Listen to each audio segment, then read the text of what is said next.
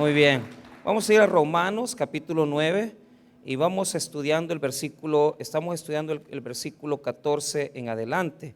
Romanos 9, versículo 14 en adelante. Ahí sentados, no se pongan de pie, vamos a leer esos versículos. Romanos 9, 14. El título del mensaje es Moisés y Faraón. Moisés y Faraón. 9, 14, ¿lo tenemos? Muy bien, este es un estudio, es una enseñanza, no es un sermón normal, sino que es poquito a poco. Vamos a ir, 9:14, la palabra de Dios dice así: ¿qué pues diremos? ¿Que hay injusticia en Dios? En ninguna manera, pues a Moisés dice: tendré misericordia, así que no depende del que quiere ni del que corre, sino de Dios que tiene misericordia, porque la Escritura dice a Faraón: para esto mismo te he levantado, para mostrar en ti mi poder y para que mi nombre sea anunciado por toda la tierra. De manera de que de quien quiere tiene misericordia y al que quiere endurecer, endurece. Oremos. Padre, bendiga su palabra. Gracias porque nos das la oportunidad de reunirnos alrededor de ella. Oramos para que tu palabra pueda ser ministrada a través de la predicación, de la enseñanza del que va a llevar en esta noche, Señor, esa instrucción. Oramos para que tu Espíritu Santo hable a nuestros corazones. En el nombre de Jesús. Amén y amén. Muy bien. Hemos estudiado la doctrina de la elección. ¿Estamos todos en eso, en la doctrina de la elección? Muy bien. Hemos visto los ejemplos la semana pasada, los tres grandes ejemplos que la semana pasada presentamos, que a algunos no les parecieron tal vez muy claros, muy bien, pero yo los he recalcado. Cuando Pablo habla de la doctrina de la elección, nosotros desarrollamos una enseñanza desde los versículos 6 al 13. Muy bien, primer ejemplo que estudiamos es el ejemplo de Abraham. Amén, el ejemplo de Abraham. Romanos 9, 6. Muy bien, ¿en qué consiste el ejemplo de Abraham? Abraham tuvo tuvo varios hijos, pero el hijo de la promesa se llamó Isaac. Ok, de Isaac, Ismael y los hijos que tuvo Abraham después. ¿A quién eligió Dios para poder sacar de él su descendencia espiritual? Eligió solo a Isaac. No eligió al hijo de la esclava. No eligió a los hijos que tuvo después con sus demás esposas. Solo escogió a uno. Y para que el ejemplo pueda ser más fuerte, el escritor bíblico presenta el hecho de que incluso, hermanos, en el caso de Isaac, uno puede decir: es que es fácil porque Isaac es el hijo de la esposa. Entonces era muy fácil decidir entre quién iba a elegir Dios. No, ¿por qué? Porque Isaac nació cuando Abraham tenía 100 años y su esposa Sara tenía 90. Por lo tanto, es hijo de la fe, es hijo de la promesa. Amén, hermanos. Primer ejemplo. Segundo ejemplo que desarrollamos la semana pasada, lo que dice el versículo número 9: porque la palabra de la promesa es esta: por este tiempo vendré y Sara tendrá un hijo. Y no solo esto, sino también cuando Rebeca concibió de uno de Isaac, nuestro padre. Entonces, el segundo ejemplo es el ejemplo de Isaac con Rebeca. Isaac tuvo gemelos, ¿verdad? Con Rebeca, su esposa.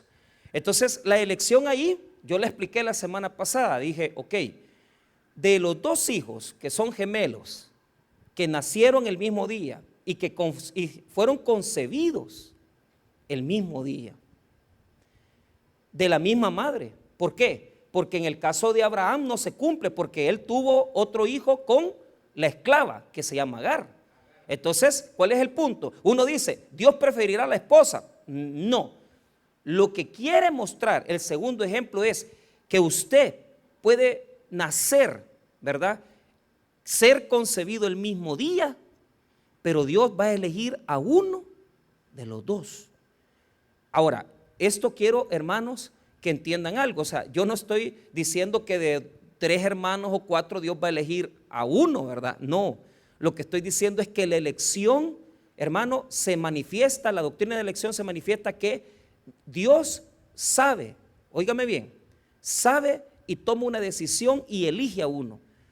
No obstante de que uno pueda ser bueno o malo, porque alguno dirá, es que mira, quizás Dios lo escogió porque este va a ser mejor que el otro, ¿verdad? Entonces Dios elige porque la historia de ellos, por ejemplo, un hermano es malísimo, ¿verdad? Para hacer, digamos, para los estudios, es malo moralmente hablando, y el otro es bien santo, es bien tranquilo, ¿verdad?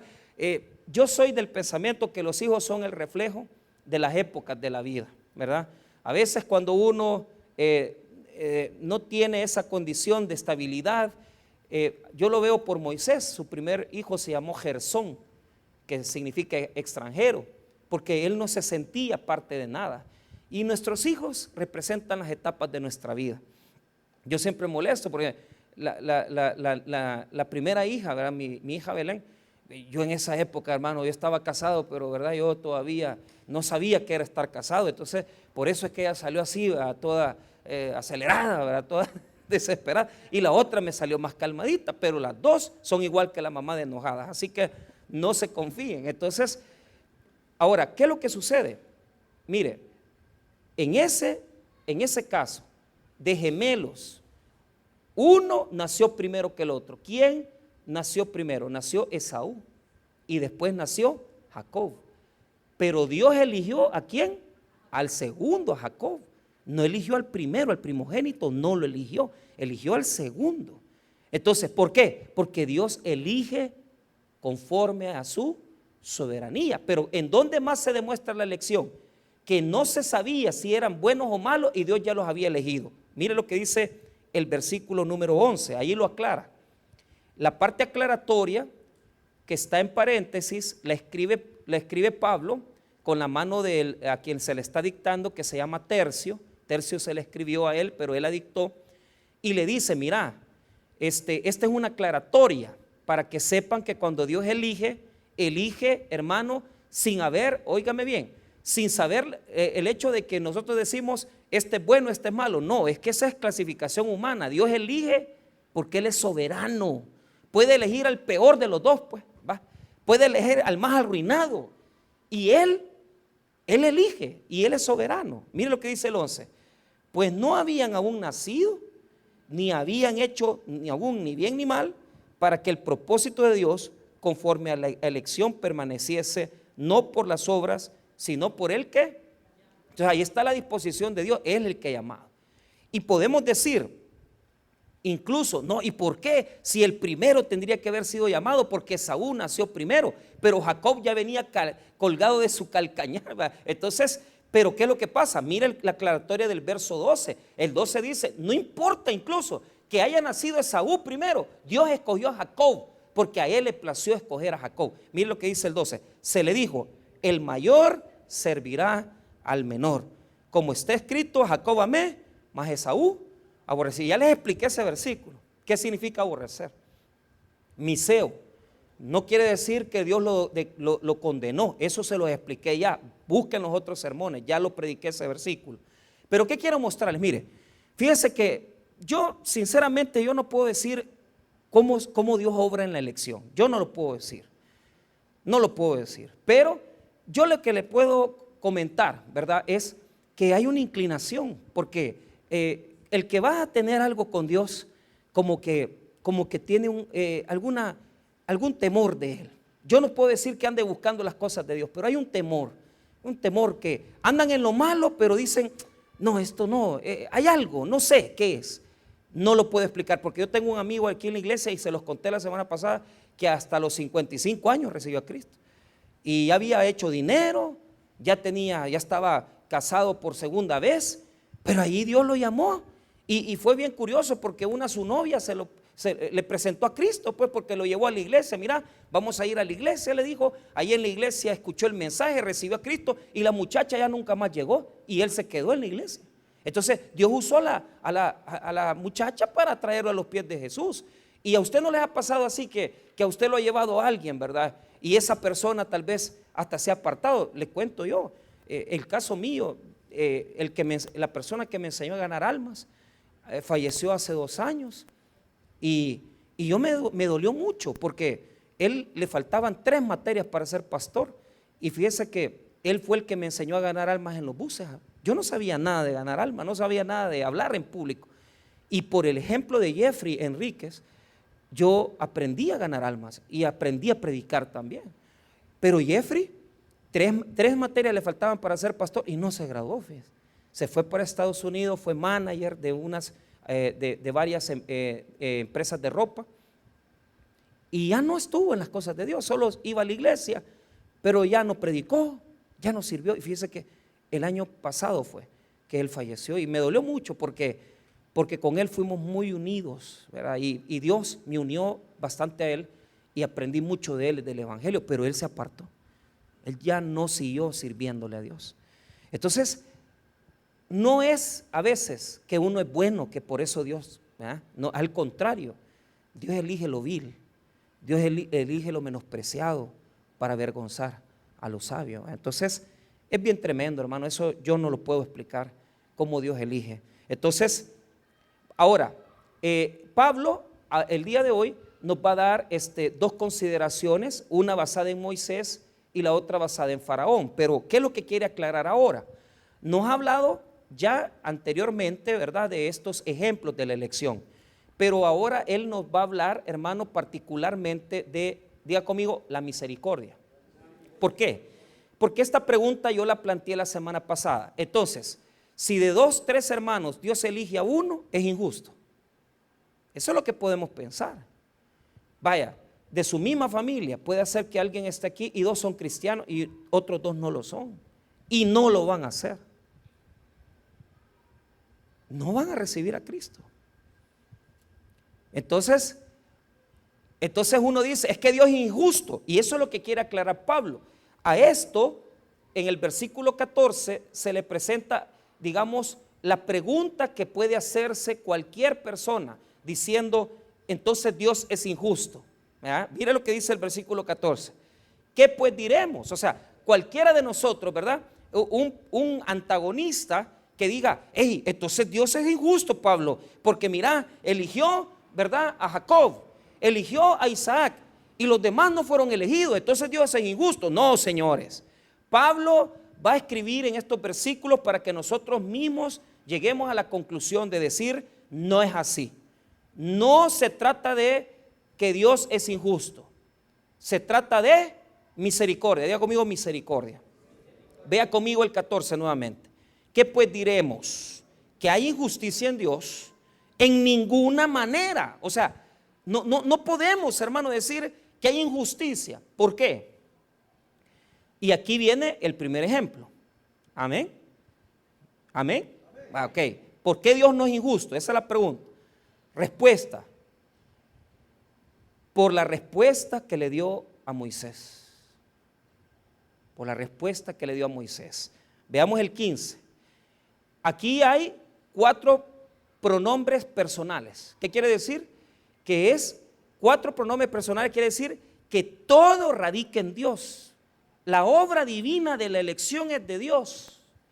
Que Él es el que por su soberana voluntad elige, decide y establece el propósito. Lo más difícil en la vida de un cristiano es encontrar su asignación. Diga conmigo asignación. Vaya, aquí ya sabemos, hay elección. Amén, hermanos. Vaya, pero le hago una pregunta, ¿cuál es su asignación? ¿Para qué lo ha asignado Dios? Y ahí es donde topa todo el mundo. Porque yo conozco un montón de iglesias que, yo soy elegido, yo soy salvo, yo tengo a Cristo en mi corazón. No, decime tu asignación. Es decir, en el propósito divino, ¿para qué te llamó Dios? Para fungir en qué área, qué dones te entregó, qué dones te asignó para su proyecto. Porque en el proyecto divino está establecido que todos nosotros tenemos que llegar a ser glorificados igual que Cristo. Pero la pregunta es, ¿cuál es su asignación? Yo le pregunto, ¿cuál es su asignación, hermana Lourdes? La topé al cerco, ¿va? No, allá sabe cuál es, ¿verdad? Usted tiene un ministerio con sordo fuerte. Yo no puedo, hermano. Yo me he intentado como mi esposa y la hermana Lourdes también, las hermanas que han aprendido el lenguaje lesa. Yo no puedo, hermano, a mí Dios no me ha dado eso, pues. ¿Ah? Entonces Dios da diga conmigo, don. ¿Para qué? Para que cumpla su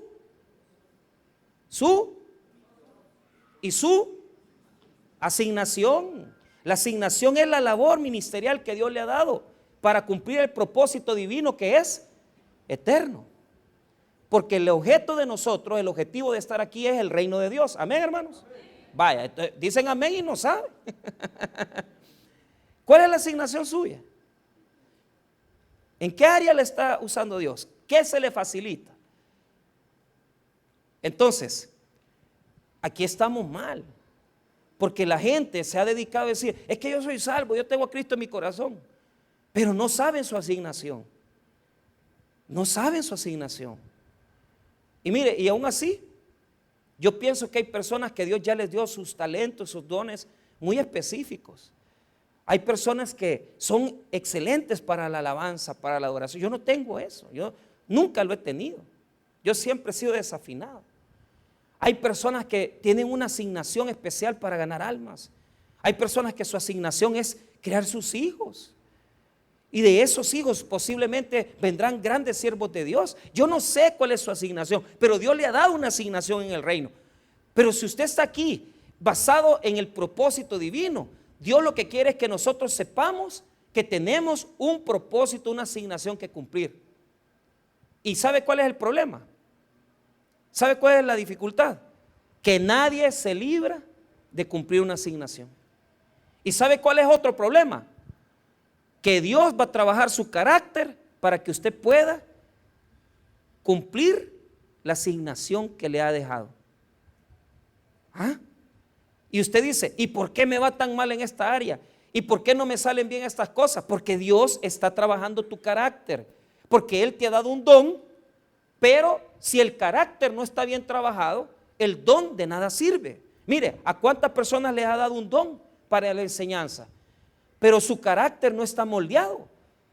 Entonces son personas de doble ánimo, que de repente comienzan a servir, después dejan su ministerio. No sirve, eso no sirve, porque tu carácter va a ser procesado por Dios para que cumplas tu asignación. Y yo les voy a contar algo de mi vida. Yo he ido siendo trabajado por Dios en mi asignación. Y les voy a contar algo que siempre se los he dicho. Cuando nosotros construimos el Taber de Acajutla, la primera galera que tenía, o sea, yo era muy impulsivo, yo no dejaba trabajar mi carácter. O sea, era una persona, ay, que yo hermano, siempre así, no, ya no, nada de paciencia, todo ya. ¿Y qué hago? Tenía mi carrito ahí, ¿verdad? Un Merceditos que me había quedado, un Mercedes C 180, 96. Lo fui a empeñar porque yo dije, no, esto es de Dios, decía yo. Dios me va a ayudar a sacar ese carro. ¿Por qué? Porque como era para construir la galera, hermano, ni pagué las cuentas y perdí el carro. Y la galera la quitaron al final. O sea, la galera la construimos. Pero al final de que la construimos, cuando ya le construyeron el templo al pastor René Elías, hermano del pastor Carlos Elías, dijeron, ¿qué hacemos con esta galera si ya no nos va a servir? Imagínense todo lo que yo había sufrido. Usted había llorado, me habían humillado, me habían cobrado. Ahí iba mi Mercedes. ¿Y sabes qué pasó? Gracias a Dios la dejaron en Caluco, así que cada vez que voy a tomar sopa de gallina, ahí la veo, la galera. Ahí está mi carro, digo yo, ahí está. ¿Por qué? Por lo impulsivo que somos. Y me costó humillación tras humillación entender que no es como yo quiero, hermano. Mire, si usted ahora está sufriendo porque está Dios contra usted, entienda claramente que Dios está procesando su carácter.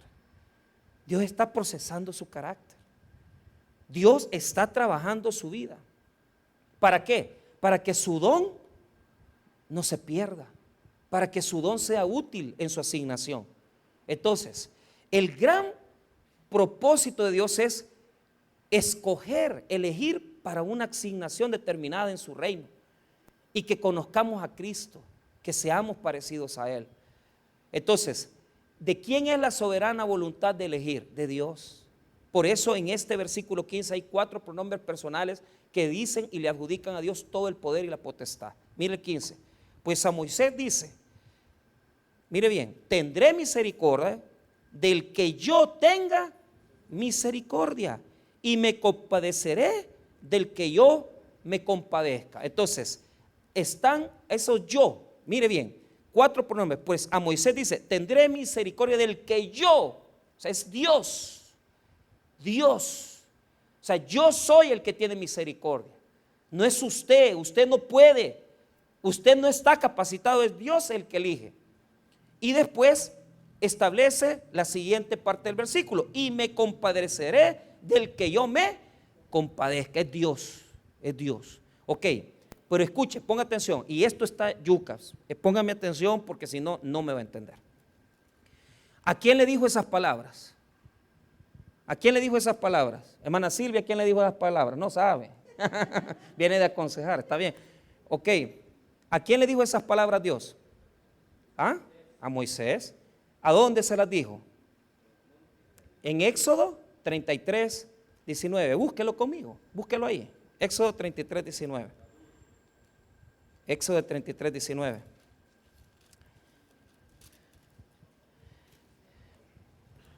Ahí se las dijo a Moisés. Ahí se las dijo a Moisés esas palabras. Pero ojo, esto está algo complicado, se los explico rapidito. No crea que es gran complicación, pero quiero que le entienda.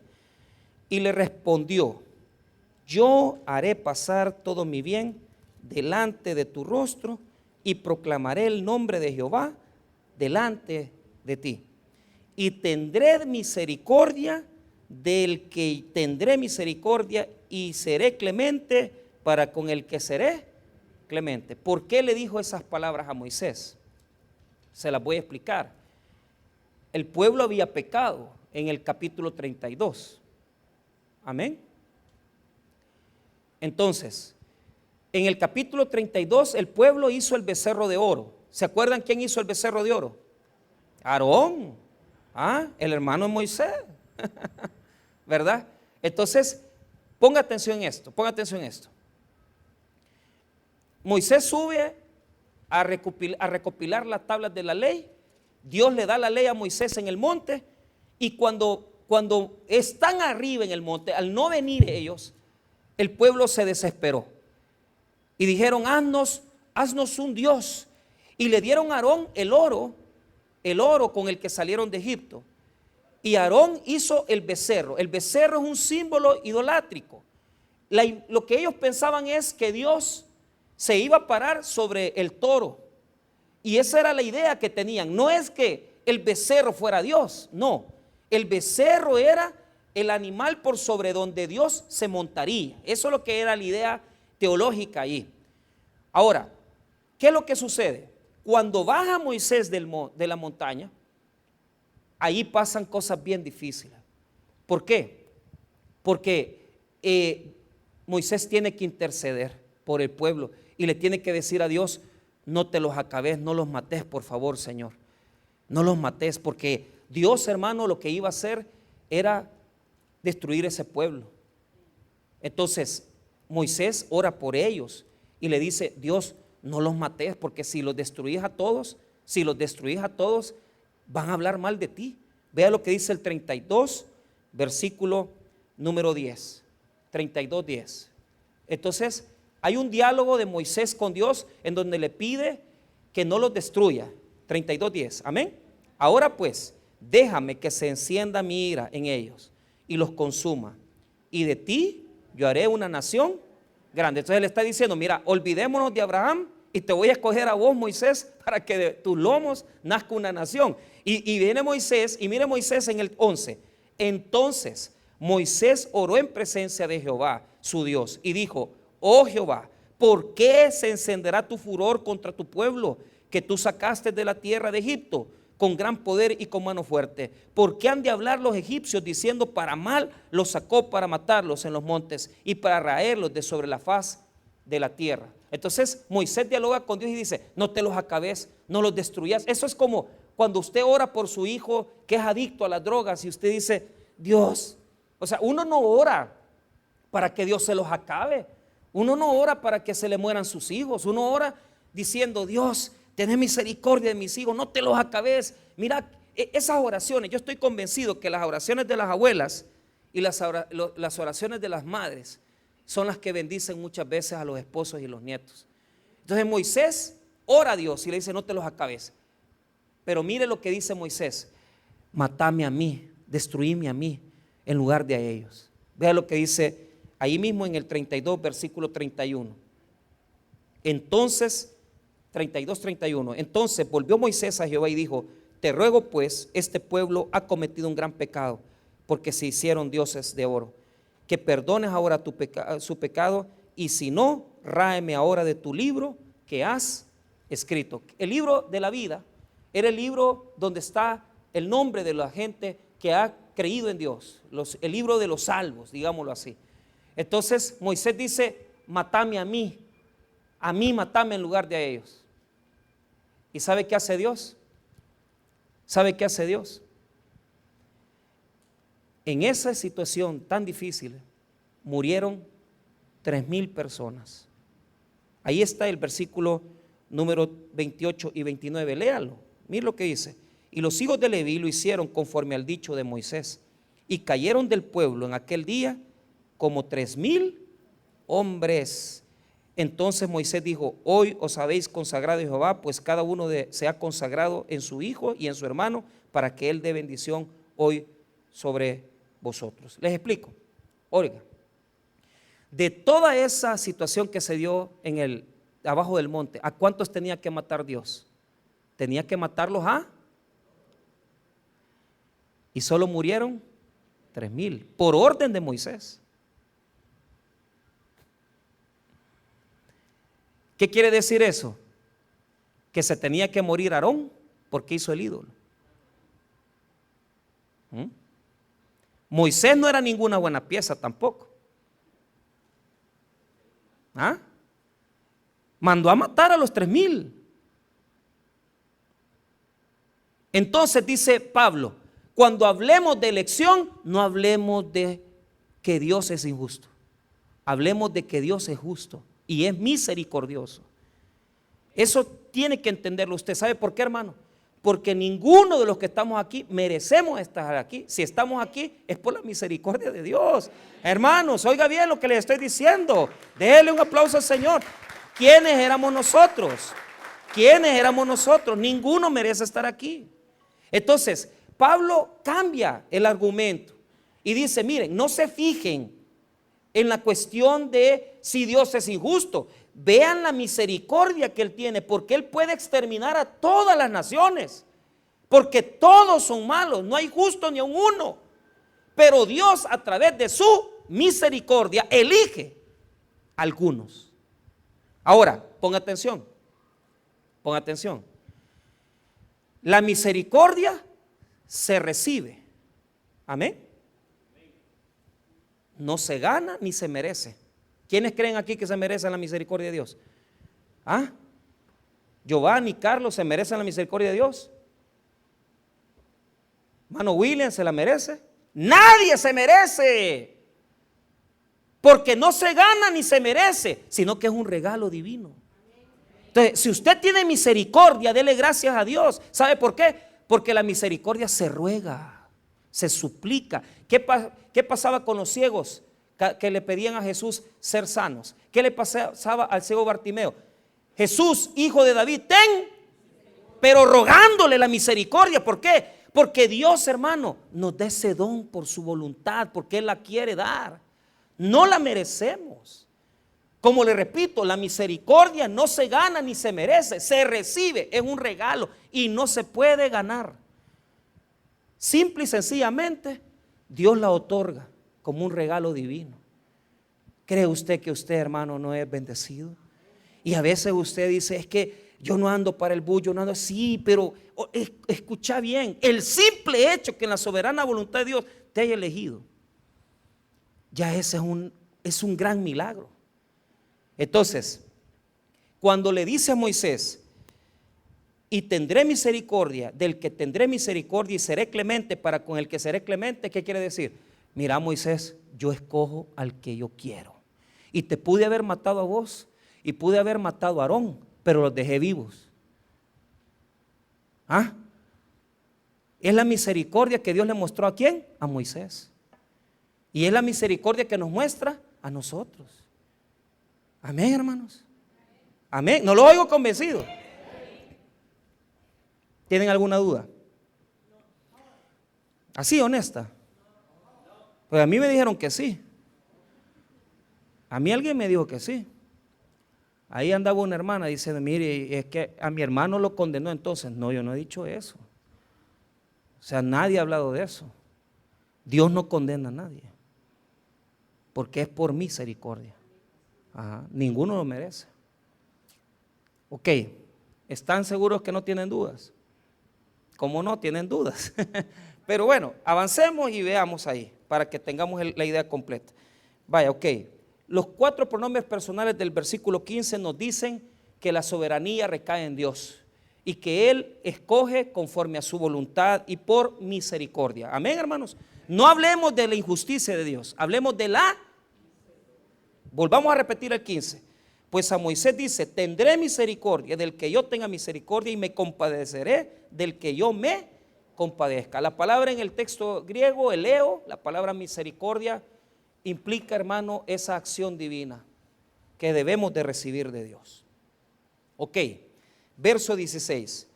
Así que no depende del que quiere ni del que corre, sino de Dios que tiene misericordia. Esta es la aclaratoria. ¿De quién depende? De Dios. O sea, ¿a qué se refiere del que quiere? El que desea. No depende de que usted quiera hacer. Yo quisiera ser, no depende del querer.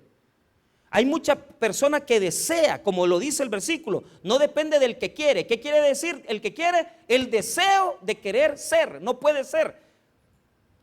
¿Por qué? Porque el hombre no quiere a Dios por naturaleza.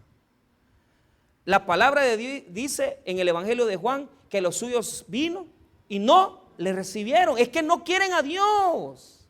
Seamos honestos. La gente lo que quiere es tiempo para ser visto, tiempo para desarrollar sus dones, sus capacidades, tener plata, ser conocido, pero la gente no quiere a Dios y les hace estorbo.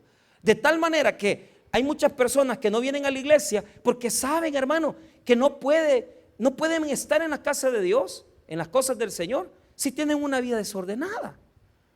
Tienen que arreglarlas. ¿Y sabe qué es lo que pasa? El hombre no quiere a Dios. Entonces no es del que quiere. Porque si usted quiso, es porque Dios quiso que usted quisiera. Mire qué profundo lo que le estoy diciendo. O sea, usted dice, es que yo acepté a Cristo. Dios se lo puso. Fue porque Dios quiso que así fuera. Porque el hombre no quiere a Dios. Mire, fuimos al psiquiátrico. Ahí fui a hacerme los exámenes esta semana. Algo tengo de chavetado. Mire, hermano, es una miseria de vida la que lleva la gente ahí. Y cuando yo pasé a la par de los reos que están, o sea, no fui al hospital, fui a la cárcel del psiquiatra. Hermanos, todo es un escenario que usted dice, ¿cómo esta gente llegó aquí? Y usted les pregunta a la gente, los custodios, no, es que este se drogaba, este tenía situaciones, ¿verdad?, psiquiátricas. Mire cuánta gente, hermano, depresiones, situaciones así. Y a los más peligrosos, porque son los que matan, los que golpean, los tienen encarcelados, pero están todos sucios. Y uno dice, qué tremendo. Y los doctores, ¿verdad?, y la gente que limpia aquí, qué tremendo ha de ser. ¿Cómo llegamos a hacer eso? ¿Sabe por qué? Porque no quisimos a Dios. Y hay un montón de gente, y ustedes lo saben, los que ganan alma, los que van el jueves, los que van el miércoles, los que van en la gran comisión, el buen samaritano, mensajeros de Jesús, ustedes saben, lo rechazan si la gente no quiere a Dios. Y la gente lo que quiere es que les deje hacer chonguenga, esperando los días para ir a chupar están. ¿Ah? Y ya son las vacaciones y se les acaba el pito en vacaciones y van a prestar para seguir chupando. ¿Ah? ¿Estoy mintiendo? No estoy mintiendo, porque no quieren a Dios. El hombre no quiere a Dios. Usted sí lo quiere porque usted ya es creyente. Pero la segunda cosa, ni del que corre, diga conmigo, ni del que corre. O sea, no puede ser por obras la salvación. No es por deseo humano ni por obras humanas, no es por fuerza humana, sino que es por misericordia. Usted no puede salvarse por obras, porque la salvación es por fe. ¿Entendemos ese versículo? No es del que lo desea ni del que hace buenas obras. La palabra correr, del que corre, quiere decir acciones, obras para salvarse. Nadie puede salvarse por obras. Usted no puede correr para salvarse por obras, no puede hacer esfuerzos humanos. Usted puede pasar en las procesiones, ponerse todas las imágenes en sus espaldas, arrodillarse. Eso no le va a dar salvación. Lo que le va a dar salvación es la misericordia de Dios. ¿Me entiende? Que la ruegue, que la pida. Y usted decir, voy a cambiar mi estilo de vida, voy a dejar esta vida que tengo y me voy a ir a Cristo. Amén. Ok, ahora veamos esto. Veamos el segundo ejemplo, a Faraón. Vea lo que dice, y ahí vamos a terminar. Versículo 17. Porque la Escritura dice a Faraón, para esto mismo te he levantado, para mostrar en ti mi poder y para que mi nombre sea anunciado por toda la tierra. Entonces vea lo que dice. De manera que de quien quiere tiene misericordia y al que quiere endurecer, endurece. ¿De quién tuvo misericordia? De Moisés, amén. ¿Y a quién endureció? Se sabe en la Biblia. Pero hablemos del endurecimiento. Diga conmigo, es un proceso. O sea, aquí no hablemos de que Dios es el que, te endurezco y te voy a mandar al infierno. Eso no pasó. Eso quiero aclararlo. Eso lo voy a aclarar ahorita. Dígame, mire, es un proceso que uno va rechazando a Dios. Y uno lo va rechazando hasta llegar a un punto de que te apartaste de Él, no quisiste nada de Él. Entonces la palabra que usa la Biblia es endurecer o entregar a veces. Y la entrega o endurecimiento quiere decir que Dios lo deja a su propia voluntad, a su propio pecado. Él no se mete en tu vida. Si te condenaste es porque no quisiste nada con Dios. Amén. Demostrémoslo. Vamos a Éxodo 7 y vamos a cerrar. Éxodo 7, rápido. Muy bien. Vamos a leer el versículo 3, la primera vez que se menciona.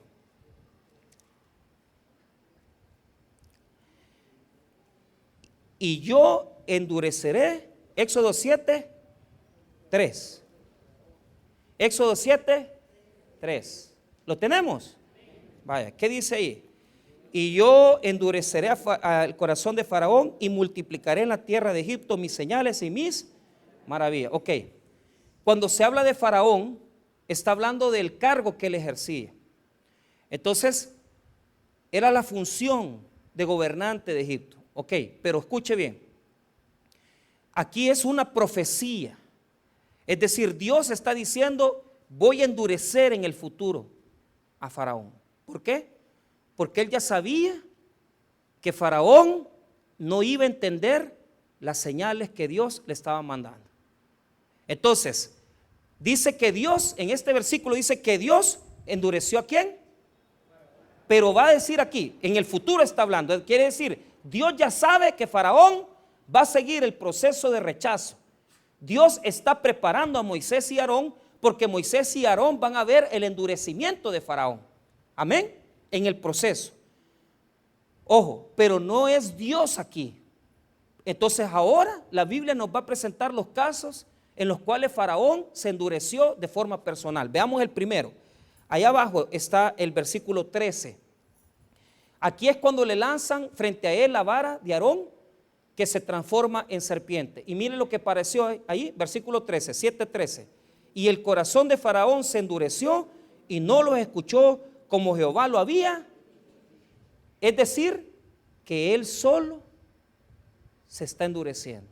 Ahí no dice que Dios lo está endureciendo, él ha endurecido, no quiere creer. Están comenzando las plagas, óigame, están comenzando las plagas y él no quiere humillarse ante Dios. Amén. Ok, después de eso viene esa plaga tremenda de la sangre. Y allá abajito en el versículo 14, léalo, ¿qué es lo que dice? Entonces Jehová dijo a Moisés: el corazón de Faraón está endurecido y no quiere dejar ir al pueblo. Mire lo que dice: el corazón de Faraón está endurecido. ¿Quién está hablando ahí? Dios. Y está repitiendo que el corazón de Faraón está endurecido. ¿Por qué? Porque él lo ha endurecido. No es porque Dios se lo ha endurecido, es porque Faraón no quiere entender las señales. ¿Cuántos aquí les están cayendo las plagas? La plaga de los piojos, que nada le sale bien, la plaga de la sangre, que todo usted, toda su vida está contaminada, no prospera, no es bendecido. Lo yuca es cuando viene la plaga de los primogénitos y te quitan lo que más ama. Cuando vienen las tinieblas y no ves nada. Hermano, eso es tremendo. Que Dios le esté hablando, que Dios lo esté llamando, que Dios te esté diciendo: entregate y no te entregues. ¿Cuántos aquí verdaderamente Dios les está hablando y no le quieren entregar su vida a Dios? Y están jugando con Él. Y las plagas vienen. ¿Y quién se está endureciendo? Es que Dios lo endureció. No, Señor, Él se endureció. Él no quiere. Mire, hay personas aquí que son duras, y no se quieren humillar. Y no quieren reconocer sus faltas. Y Dios los quiere bendecir, Dios quiere usarlo, Dios quiere que usted se meta. Y usted no quiere nada con Dios. Ahora, vuelva a leer conmigo. Mire ahí mismo el capítulo 7, 22. Vuelve otra vez a endurecerse el corazón de Faraón. Y los hechiceros de Egipto hicieron lo mismo con sus encantamientos. Y el corazón de Faraón se endureció y no los escuchó como Jehová lo había dicho. Esa es la plaga de los piojos. Otra vez se endureció por su propia disposición. Veamos el 15, verso 15, 8:15. 8:15, veamos. Pero viendo Faraón que le habían dado reposo, endureció su corazón y no los escuchó como Jehová lo había. Así no lo profetizó Dios, pues. Vaya, veamos el 19, 8:19. Entonces los hechiceros dijeron a Faraón: dedo de Dios este. Mas el corazón de Faraón se endureció y no los escuchó como Jehová había dicho. Vaya, por si fuera poco, vaya a ver 8, versículo 32. Mas Faraón endureció aún esta vez su corazón y no dejó ir al pueblo. La plaga de las moscas. Ay, hermanitos, ¿a cuánto les están dando palos hoy, va? Que no dejan las cosas que no deben de hacer, ¿va? Que no dejan las cosas incorrectas, no somos obedientes y nos endurecemos ante Dios. Ahora, para terminar, y ahí termino ya de molestarles, capítulo 9, verso número 12, 9:12. Pero Jehová endureció el corazón de Faraón y no los oyó como Jehová lo había dicho a Moisés. Aquí ya terminó Dios. Aquí ya Dios endureció. ¿Qué quiere decir que Dios endureció? Que ya lo dejó a su propia voluntad. Que lo dejó ya hacer lo que vos querás. ¿Querés vestirte mujer? ¿Querés andar drogándote? ¿Querés ser rebelde, dejar tu mujer? Haz lo que vos querás. ¿Cómo se llama esto en teología? Voluntad antecedente y voluntad consecuente, asignada por San Agustín. Voluntad antecedente y voluntad consecuente. ¿Por qué? Porque Dios en su propósito, Él ya sabe que el hombre no le va a responder, pero Dios lo sigue invitando. Dios le sigue dando oportunidades. Dios le sigue dando oportunidades. Mire, hermano, yo no puedo explicarle. Por ejemplo, mi esposa tenía su amiga en el 2001, cuando vino ese gran desastre en las colinas, ¿va? Y murió la chica, murió la muchacha. Y fíjese que era cristiano y uno dice: ¿por qué murió esta muchacha? ¿Va? Conozco otro pastor muy respetado, se le tiene mucho aprecio. Hermano, pastor del Taber, se le murió su mujer y sus hijos en esa avalancha. Y usted, hermano, está aquí, vivo, con la bendición de Dios, y todavía usted dice: no, sí, Es un sermón. No, hombre, hermano. O sea, Dios ha tenido misericordia. Te tiene vivo, sano, tus hijos, tu familia. Tenés las oportunidades de cambiar tu destino. Podés entregarte a Cristo, podés cumplir tu asignación y podés cumplir tu propósito. Y rechazás a Dios. Entonces, el endurecimiento bíblico en la voluntad antecedente y la voluntad consecuente está la voluntad directiva, la voluntad permisiva. La voluntad directiva de Dios es lo que Él decide que se haga, es lo que Él ordena. La voluntad permisiva es eso que pasa, que un drogadicto mató a un niño o lo violó. O sea, eso no lo ordena Dios, eso no es voluntad de Dios. ¿Cuánta gente aquí? Eso es voluntad, eso no es voluntad de Dios. Eso sucede porque la humanidad está llena de pecado. Dejen de andar diciendo, todo es voluntad de Dios. No, papito, estás equivocado. Eso no es voluntad de Dios. Voluntad de Dios es que usted cambie. Voluntad de Dios es que usted se esfuerce. Voluntad de Dios es que usted le entregue su vida a Cristo. Pero la gente es voluntad, las cosas bien terribles, ¿verdad? No, eso ellos lo buscaron. Si esa gente está como está, fíjese que me dijo una hermana esta semana, pastor, ya no quiero que haga nada por mi pareja, porque estábamos viendo cómo le ayudábamos por el régimen. ¿Y qué pasó? No, me di cuenta, vivía con otra mujer. Y claro, ella resentida, pero yo le digo, hermana, aunque haya vivido con otra mujer, hagan el esfuerzo de las dos para irlo a sacar, le digo yo. O sea, como que los que agarraron ahí, como que algo de verdad debían, ¿va? Entonces, ¿por qué nos lamentamos si ya eso estaba en nuestro expediente? Aquellos que por inocencia, eso está bien que salga, pero hay otros que sí, hermano. Entonces, cerramos Romanos 9 y cerramos ahí. Romanos 9, versículo 17. Porque la Escritura dice a Faraón, para esto mismo te he levantado. ¿Para qué levantó a Faraón? Quiere decir que por eso lo puso como dirigente de Egipto. Para eso lo puso como el más grande y poderoso hombre en esa época. ¿Para qué? Para mostrar en ti mi poder y para que mi nombre sea anunciado en toda la. ¿Por qué? Porque se demostró a través de Faraón. Se demostró a través de Faraón, hermano, que Dios es poderoso, porque él se endureció, no dejó salir a su pueblo de Israel. ¿Y sabe qué pasó? Dios abrió el mar y le dio libertad a su pueblo y humilló a Faraón y los dioses de Egipto, hermano. Por eso lo levantó. Entonces, 18, de manera que de quien quiere tiene misericordia, y al que quiere endurecer, endurece.